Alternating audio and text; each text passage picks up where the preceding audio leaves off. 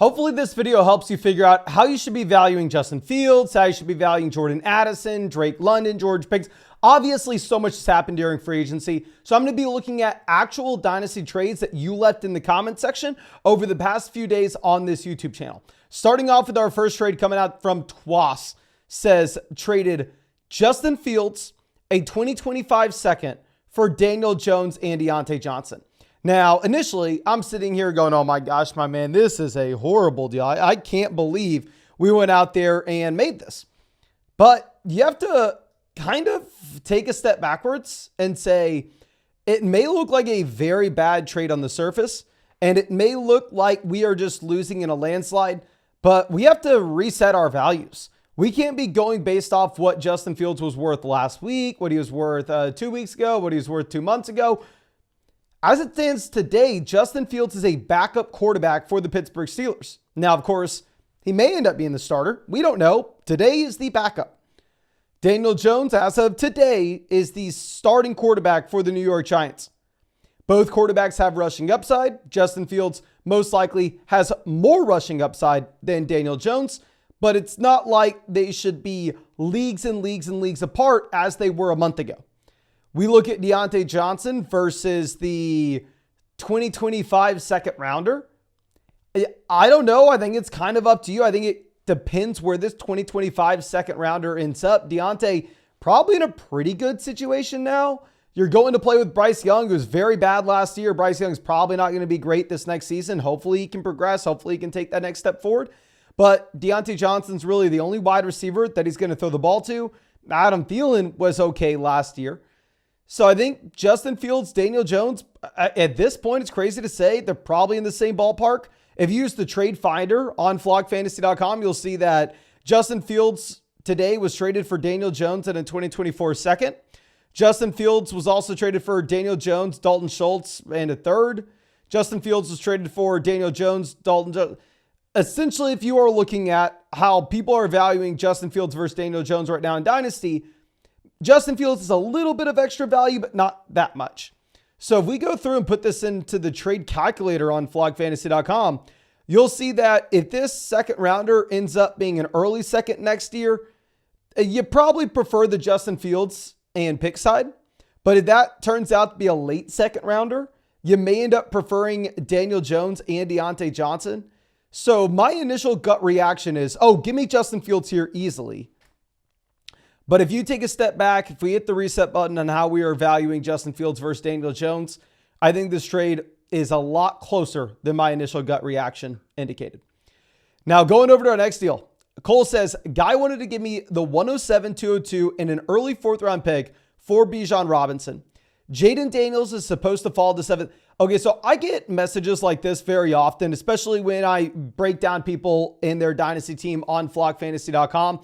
They'll tell me, okay, yeah, in my rookie draft, player X is going to fall to me at the 108. I'm going to get Jaden Daniels at the 108. There's no guarantee, okay? Just because you think Jaden Daniels will be there at pick 7, until that pick is on the clock and Jaden Daniels is still on the draft board, it is not a guarantee at all.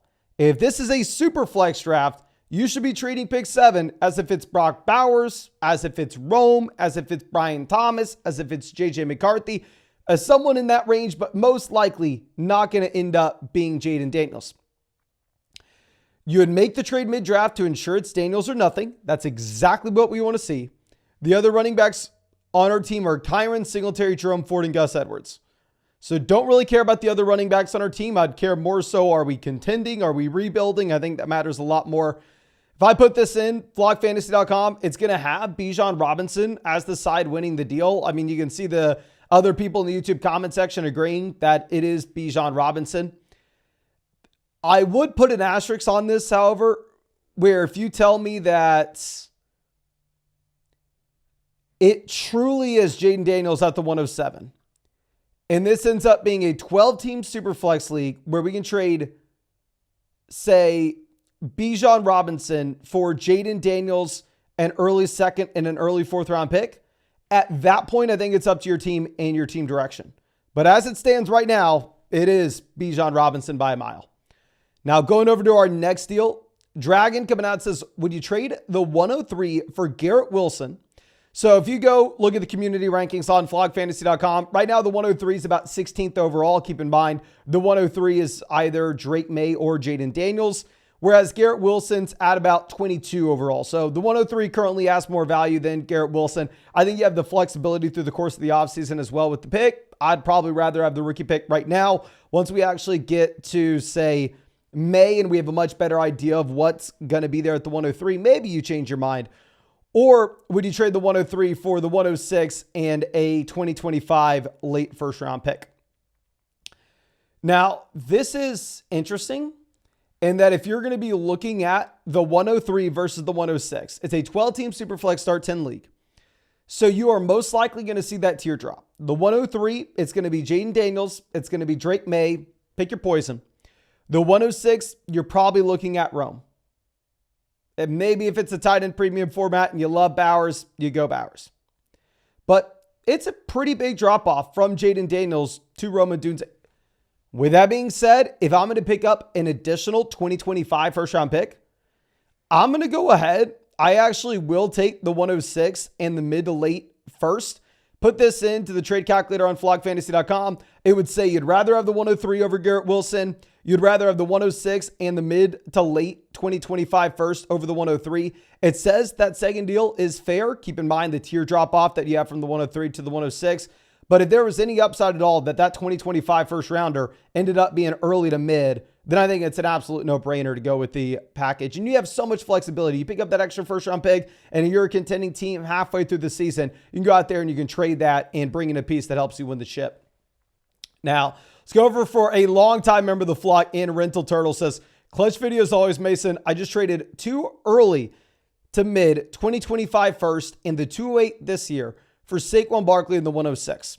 The settings are it's a full BBR 12-team Superflex extreme tight end premium where tight ends are going to get in a full additional point per reception.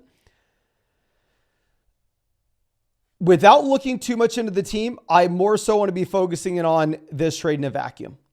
If I'm looking at the 106 versus an early to mid 2025 first round pick, I'm going to say that they're about equivalent. Would I rather have the 106 or a random 2025 first? Give me the 106 relatively easily. Give me Rome. But if it's for sure an early to mid 2025 first, where that pick may end up being the 102, the 103, obviously I'll be placing a discount on it based off the randomness, based off the fact you have to wait a year out. But I think the 106 and an early to mid 2025 first, about equivalent in my eyes.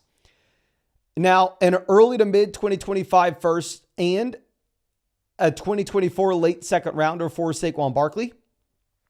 I know other people may disagree with us on this one. I would rather have the rookie picks. Now, I think that this is a trade that you can make when you're halfway through the year. Say October's here, we're sitting, and our team's 4-3. We're looking at the rest of the league. We're looking at our roster, and we go, you know what? I am a running back away from being a true contender. I go add this one running back, and I am for sure ready to contend. And we have all the information at our disposal. We can see exactly how the league's shaping up. We can see our exact roster. And also, we can guarantee that Saquon Barkley is healthy and producing. Then at that point, you want to go trade a first round pick and a second round pick for Saquon Barkley to win your league? Go ahead. Let's go make that move. But to make that kind of move in March, I think we are taking on a lot of risk. And one, maybe it looks like we need a running back right now. But you don't know. Maybe with that late second round pick, you would have taken Marshawn Lloyd. Maybe you would have broken out. There's an outside chance we didn't actually need a running back, even though it looks like maybe we did in March.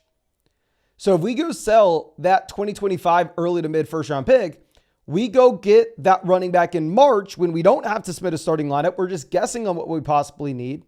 And then instead we have an injury to a quarterback. We have a running back breakout that surprises us. And all along, we didn't need a running back. And what we actually needed was a quarterback, even though we weren't expecting that to be the case. We don't have the flexibility. We don't have the ammo because we traded away the pick to go out there and address the position at that point. So it puts us in a very compromising position. In one, we're having to figure out what does this team need in March, where a lot's going to change by the time we're actually submitting our starting lineup with surprise breakouts, with injuries, the whole 9 yards. Two, There is the outside chance that Saquon Barkley gets hurt week 2. There's an outside chance that Saquon Barkley is worth significantly less than an early to mid 2025 first round pick by the time we get to week 6. Maybe he's not producing in Philly, which I expect him to, but it is in the range of outcomes he doesn't. Maybe he gets injured and you are taking on that risk. Whereas if we were to just hold on to the rookie pick, you're always going to be able to buy a productive veteran running back in week 6 with that early to mid 2025 first. So I would rather waited, not take on the risk that, one, we may be trading for something we don't even need. 2, we may be trading for an asset that could dramatically decline in value before the season starts. And 3, there is the outside chance that maybe we look like a very strong team right now, but 2 to 3 devastating injuries, and it actually makes a little more sense for us to build for the long term rather than compete this season. So we're having to guarantee that we're a contender. We're having to guarantee that Saquon Barkley is the guy, and we're having to guarantee that we need a running back for this trade to make sense right now. So the trade calculator says from a value perspective that we slightly lose the deal. I would have rather just held out. I would rather just waited until the start of the season and then made this trade.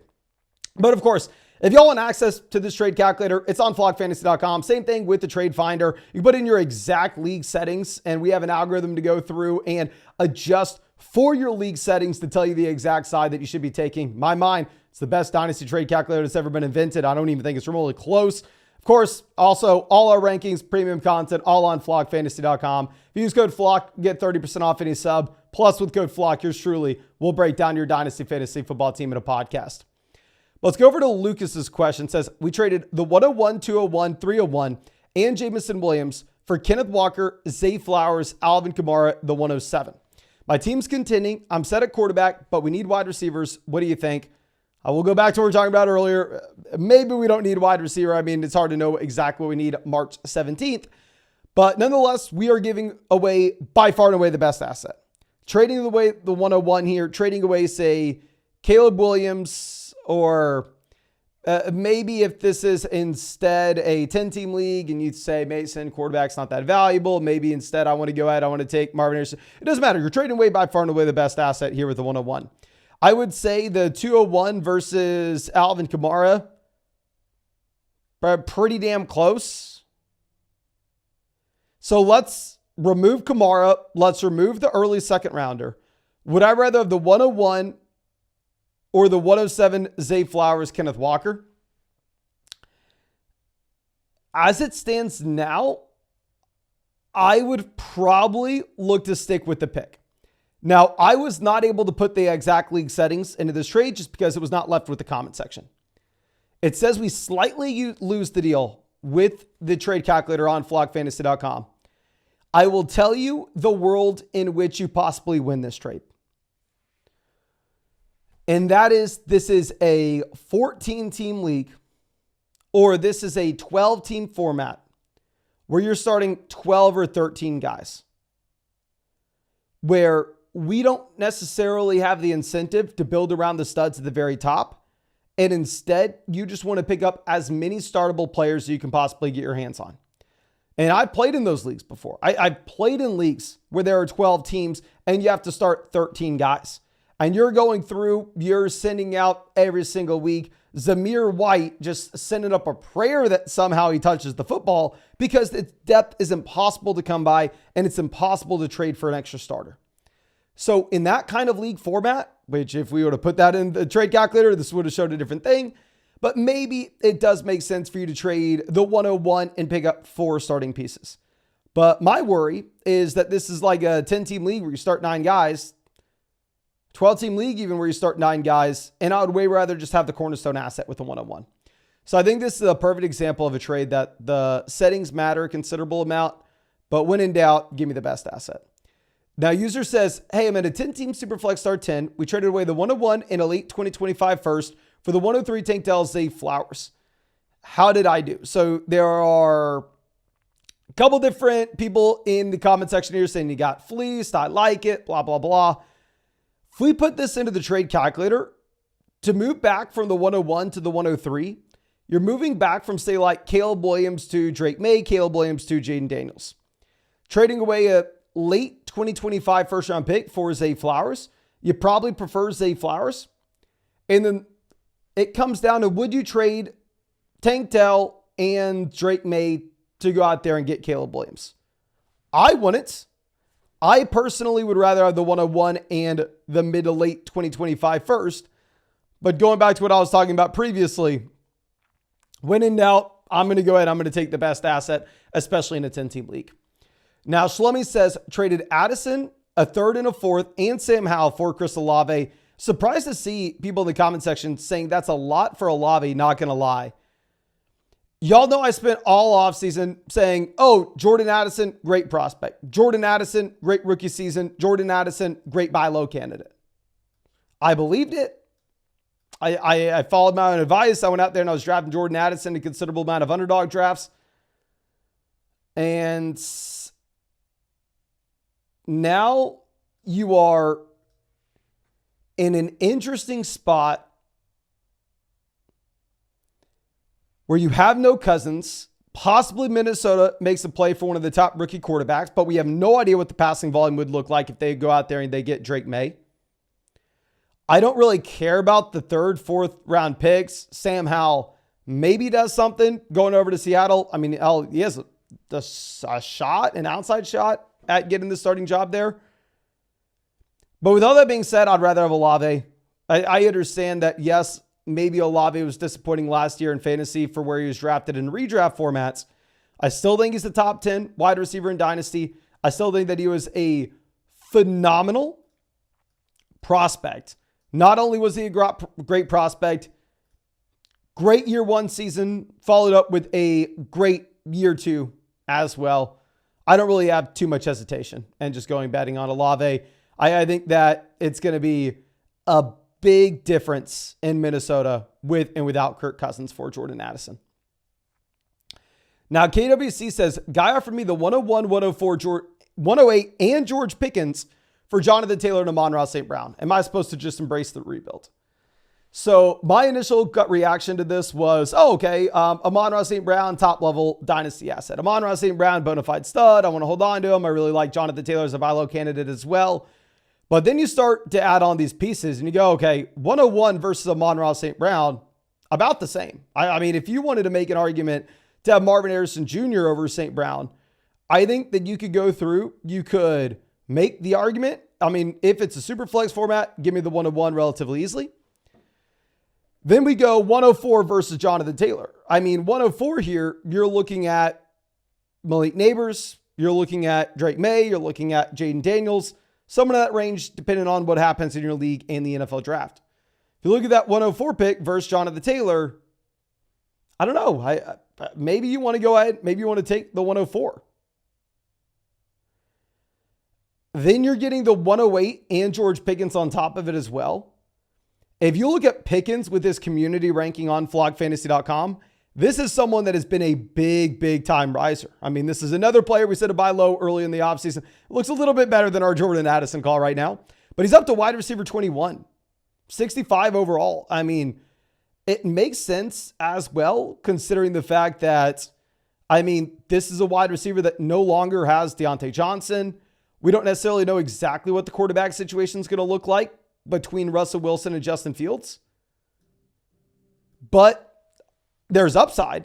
I mean, I find it hard to believe that it's just guaranteed to be as bad as what Kenny Pickett was last year. So then you have upside when it comes to the quarterback play in Pittsburgh. You have no Deontay Johnson, so you have an easier path to dominate targets.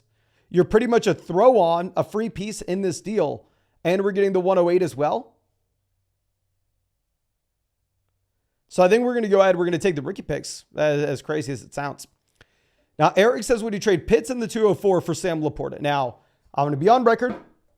I believe that Kyle Pitts was the best tight end prospect of all time. I think he's a better tight end prospect than Brock Bowers. I think anybody who's saying otherwise is a prisoner of the moment. But with that being said, even though he was a phenomenal prospect, even though now there's finally passing volume in his offense, Sam Laporta was the best rookie tight end of all time. It is a much bigger deal, and it's a lot more impressive to be the best rookie in the NFL at the position rather than the best prospect. So if I'm looking at this, I'm going to go ahead. I'm going to be taking Sam Laporta over Kyle Pitts, but very similar to George Pickens. You go over and look at the community rankings on flockfantasy.com. I mean, Kyle Pitts has also been a massive rise here. Kyle Pitts up to tight end 3 and 53 overall in the rankings. Now, our last deal, going to keep it super brief. Zamir White for Joe Mixon, Keenan Allen. I think Keenan Allen's going to be much worse this year than he's been pretty much at any point in his career. But with that being said, I'd rather have Mixon straight up over Zamir White. Getting Keenan Allen as a throw-in is just an absolute no-brainer. Yes, please give me both veterans over Zamir. But I think that's all I have for you. I really hope that you're able to get something from this. If you did, hit that like button, subscribe if you play Dynasty Fantasy Football. And of course, if you want to check out our Dynasty Trade Finder, our Dynasty Trade Calculator, all the premium rankings, premium content from all your favorite creators you watch on YouTube, it's on flockfantasy.com. Code FLOCK will get you 30% off any sub. Plus, with code FLOCK, yours truly will break down your Dynasty Fantasy Football team in a podcast. But I think that's all I got for you. Really appreciate you. Really hope you have a great day. And hope we get to see you out with the live stream tomorrow.